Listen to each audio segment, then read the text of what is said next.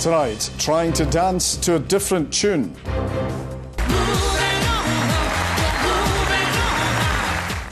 Liz Truss attempts to reboot her vision for Britain to her party faithful. In these tough times, we need to step up. I'm determined to get Britain moving, to get us through the tempest, and to put us on a stronger footing as a nation. We'll hear from the Prime Minister's supporters and opponents, and from voters. How did the speech go down in Paisley, where Liz Truss went to primary school? Let's keep our fingers crossed and see what she can do. She's a banger, definitely not. No. Get the Tories out. A warning for rugby players. Research finds they're 15 times more likely to develop motor neuron disease. I'm Kellyanne Woodland in Edinburgh. And I'm John Mackay in Glasgow. This is the STV News at 6.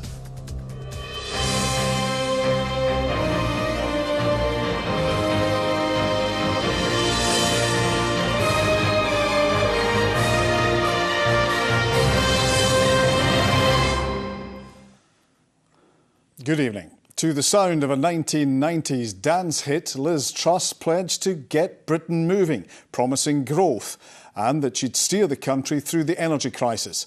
The speech brought an end to a testing first Conservative conference as party leader and Prime Minister. Ms Truss's speech was briefly interrupted by Greenpeace protesters, quickly silenced by security.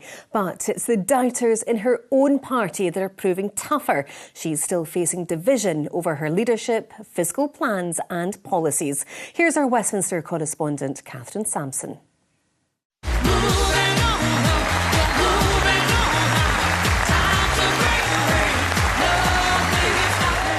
In a week where her own MPs stopped her from cutting tax for the richest, Liz Truss was trying to move things on with this message for people at home.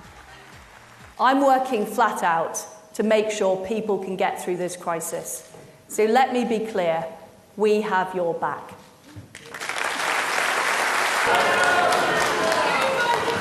Then some more disruption from these protesters angry at her support for North Sea oil and gas and fracking.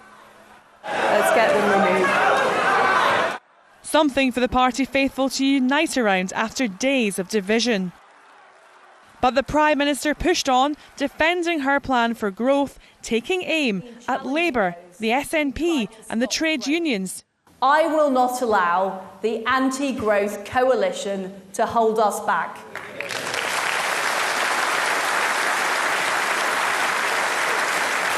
Nicola Sturgeon won't build new nuclear power stations to solve the energy crisis in Scotland.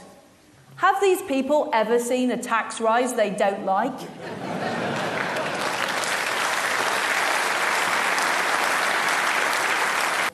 And we will face down the separatists who threaten to pull apart our precious union, our family.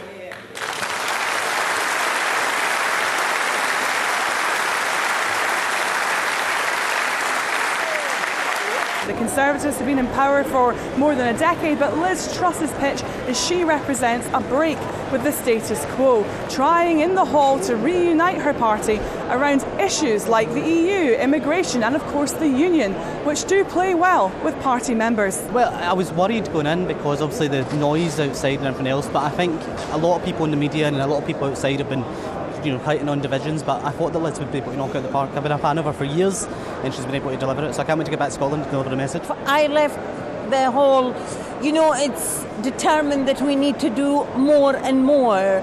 The union is a big thing for me.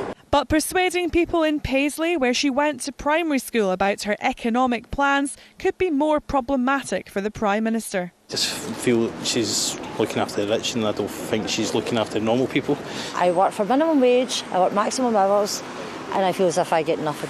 She has a good plan. If she can implement all these things, I believe she will do very well. Events in the last couple of weeks just put this government in a ridiculous state. Boris Johnson was bad enough, but what we've got just now is just ridiculous. No, she's a banger, definitely not.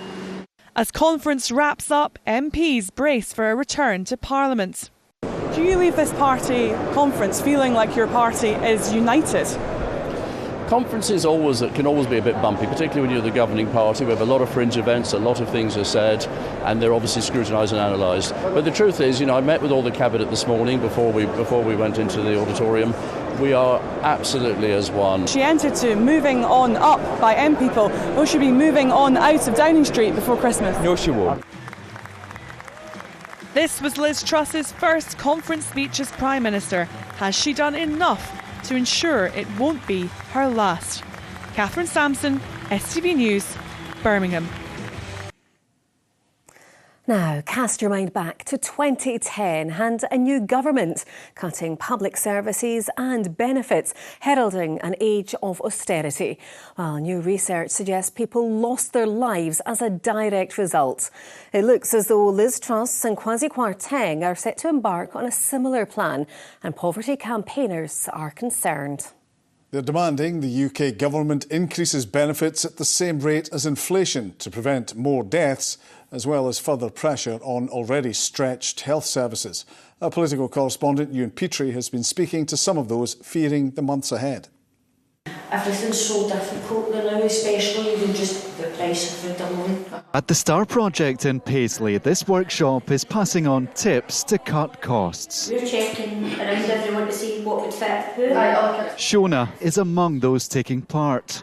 She and her husband struggled to get personal independence payments after he was diagnosed with cancer. Soaring bills are adding to her worries. So I'm £606 for 3 months gas. I'm scared in November what that's going to go up to, so I'm not even putting the heating on at all. My kids have got 3 layers of clothes. How worried are you about what that might do to your health? Oh, really worried. I mean, my husband's he's immune depressed, so he needs the heating on at a certain time. If he's not got that on, he could end up with colds, flus. Everyone here is waiting to find out whether the Prime Minister will raise benefits in line with inflation. I feel terrified and a bit shell-shocked. We have buried so many people recently, and we know it's going to get hard again, because it's always been hard. How are you coping with it all? All of the staff and volunteers that work through this have got vicarious trauma from what we've been through. Hearing people dying on the other end of the phone, or having to deal with it on a very regular basis, or seeing people that haven't eaten in excess of 4 days, really takes its toll on you. How much is it going to hurt? The coalition government introduced an austerity programme with major cuts to public spending in 2010. The combined impact of the tax and benefit changes we make today are tough for people. That is unavoidable.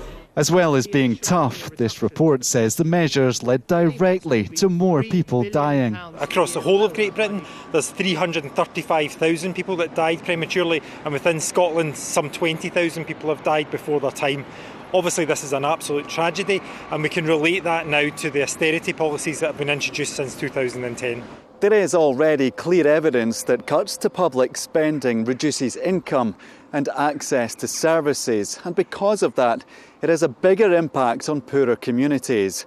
What this report does is highlight the toll it's taking on people's health as they're forced to cut back on food and heating. And the message from charities is that any further cuts to benefits will cost lives. If we don't see benefits increase next year, we can expect to see that those problems accelerate. We can expect to see greater impact on health services, on a whole range of services that people rely on. What's keeping you going at the moment? The kids, the family. If the kids weren't here, we wouldn't be here. If I become ill, who's going to look after the kids? So it's hard. Shona Park ending Ewan's report there. Well, to our special correspondent now. And Bernard, the UK government's tax cuts are unfunded. Will they seek to cut the benefits bill in your view? I think the short answer to that is yes. Tens of billions of pounds are going to have to be found by the government to fund the tax cuts. They will not cut the budget for the National Health Service because that would be political suicide. The defence budget won't be cut either. In fact, it will go up, as the Prime Minister made clear in her speech today. I think it is inevitable, given the size of the welfare budget, it will be squeezed. The only question is the timing.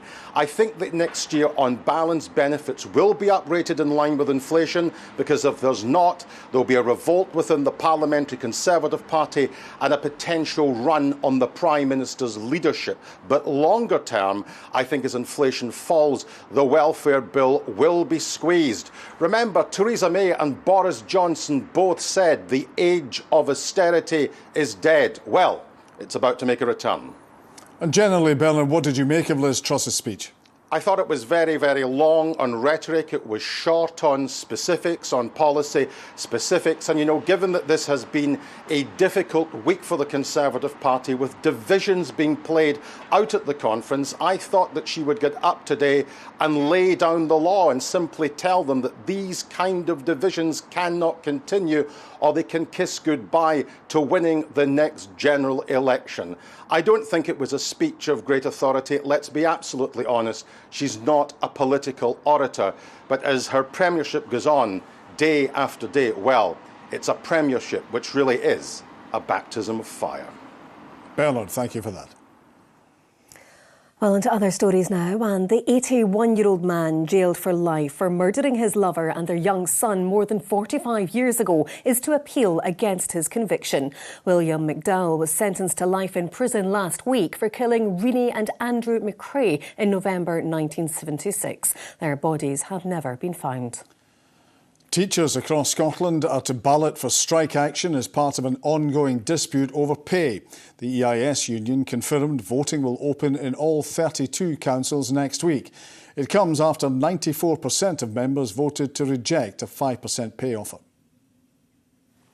Bereaved families of COVID victims say they feel let down by delays to the start of a public inquiry in Scotland.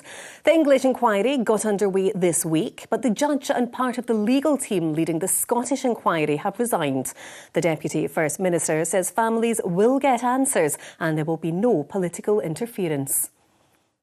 How will he ensure that whoever replaces Lady Poole ensures that the families affected are at the very heart of the inquiry's work? It will be a condition of appointment for the judicial leadership that comes in place that bereaved families must be at the heart of the inquiry. Their issues and their concerns must be properly aired and must be properly addressed. They must have answers, and that will be at the heart of the appointment process. There's fresh concern about the long-term effect of head injuries in sport. Rugby players are 15 times more likely to develop the debilitating condition motor neuron disease. That's according to a study by Glasgow University. The research found players were also more likely to develop dementia and Parkinson's. They're calling for changes to the sport to make the game safer, as Caroline Lewis reports. When it comes to contact sports, not many hit harder than rugby. Have you ever had concussion or anything? Yeah, quite a few. It's quite common in rugby, I would assume. You get whiplash in your necks when you hit the ground. I think one of the boys has got that now. So the worst concussion I had was I was going to clear out a rock and a boy came across and the side of his knee hit my head. But new data has found all those knocks could have a devastating knock-on effect. The research looked at the lifelong health outcomes of more than 400 former international rugby players. It found that they were twice as likely to develop dementia compared to the general population, 3 times as likely to develop Parkinson's, but most notably, they were 15 times more likely to develop motor neuron disease, a debilitating and life-shortening condition caused by the breakdown of the nerves in the brain. Several high-profile players have been diagnosed with motor neuron disease, including Scotland's Doddy Weir. There's no cure, there's one drug, but I've always thought that I'll fight MND. He founded the My Name's Doddy Foundation after his diagnosis in 2016. The charity says while the results are worrying, they should be viewed with caution. It doesn't actually show that there's a causal link between the two. So for reasons that we don't yet understand, it could be that people who are predisposed to developing MND might also be attracted to elite level rugby. However, those who led the research say the game needs to be overhauled, with contact in matches and training significantly reduced. The intensity of training has gone up, the number of matches has gone up, more contacts than there have ever been. And so the risk of exposure to head impacts and head injuries is far higher than it has been in the past, and certainly in our athletes we studied there. So we're really worried about the modern game, rugby, maybe exposing players to an even higher risk. However, Scottish Rugby said while they welcome any report that could make the game safer, limiting contact is something they've been working to achieve for years. That's already been actioned. Remember, this is a study looking back historically. We, Scottish Rugby, we, World Rugby, have been looking at how we limit contact time for many years now. This is an evolving process. Scottish Rugby will now be taking part in research alongside charity MND Scotland. So in the future, a career in rugby doesn't come at the ultimate cost. Caroline Lewis, STV News. Police are investigating online racial abuse aimed at children from a Glasgow primary school. The messages were posted on social media in response to a photo of pupils from St Albert's Primary School in Pollokshields with the First Minister. Polly Bartlett reports. Mohammed and Hadia are pupils at St Albert's Primary School on the south side of Glasgow. They love it here.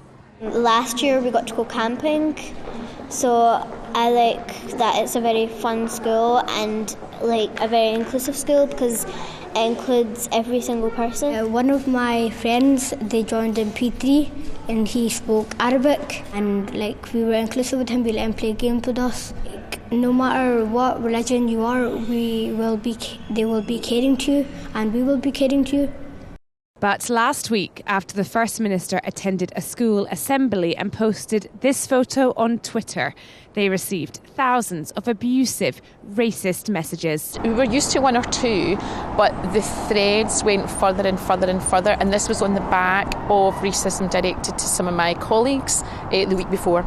I wasn't surprised. It made me feel hurt. On behalf of this community, because it's their story, but it made me feel very determined to effect the change that we want to make. For years, St Albert's has been celebrated for being one of Glasgow's most diverse schools, and this recent incident has sent shockwaves through the entire school community. I know there was a lot of questions about what makes you Scottish, so I asked him, he's only 7, and I said, so what makes you Scottish? And he says, well Mum, I drink Homebrew, so that's what makes me Scottish. And I thought, oh, that's just brilliant. That just shows you the innocence of these children that were being picked on. Local residents have rallied around the school, and these hearts were drawn all over the playground at the weekend. Symbols of solidarity from a community saying no to racism. Polly Bartlett, STV News in Glasgow. Kilmarnock boss Derek McInnes has urged his players to use home advantage to kick-start their season when they host St Johnstone tonight. The Ayrshire side have won just once in the league this season. Meanwhile, Motherwell manager Stevie Hamill has praised his side after they thumped Ross County 5-0 in Dingwall last night. Kevin Van Veen scoring a hat-trick as the Steelmen ended a run of 4 league games without a win in emphatic fashion. Scotland captain Rachel Corsey believes they must use the emotion of the occasion as they look to go a step closer to qualifying for the World Cup. Pedro Martinez Losa's side take on Austria at Hampden in the playoff semi-final tomorrow night. If they get through that, they will play the Republic of Ireland on Tuesday, which could either lead to qualification or an intercontinental playoff. Emotion's a huge part of sport, and you know, sometimes there's not the good emotions that you don't like feeling, but equally you have to go through that to then really enjoy those euphoric emotions that some of us have fortunately had the experience of before, and we want to make sure, you know, we can do that again and share it as a new group. It's a privilege for me to coach this team and to lead this group of players and staff, and I feel it's an opportunity for us to prove and to show, but also an opportunity for the women's game to continue growing, to give the next step. So we are living it like that, I think, with responsibility, but also with the feeling that it's something to achieve, and we cannot be scared of anything. Celtic still trailing RB Leipzig by 1-0. That is all your sport tonight, folks. I'll see you again tomorrow. Get your fill of the action. STV Sport, sponsored by Papa John's Pizza. Now, Philip has the weather forecast. Watch out for a sudden temperature drop.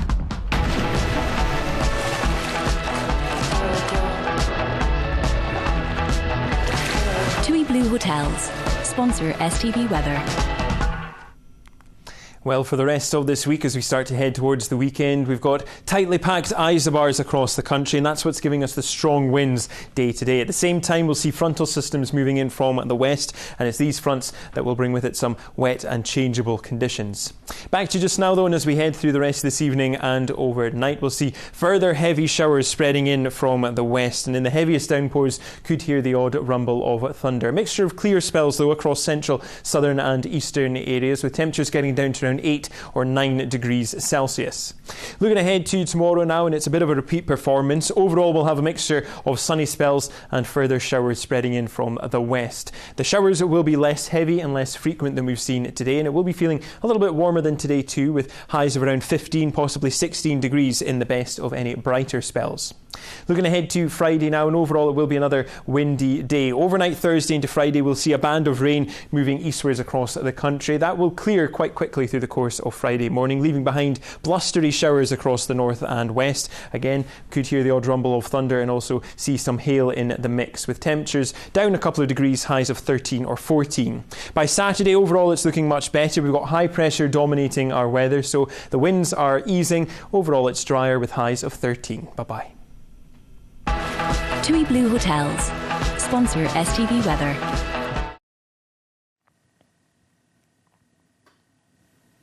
And that's it from us. Thank you for watching. Have a good night. Bye-bye.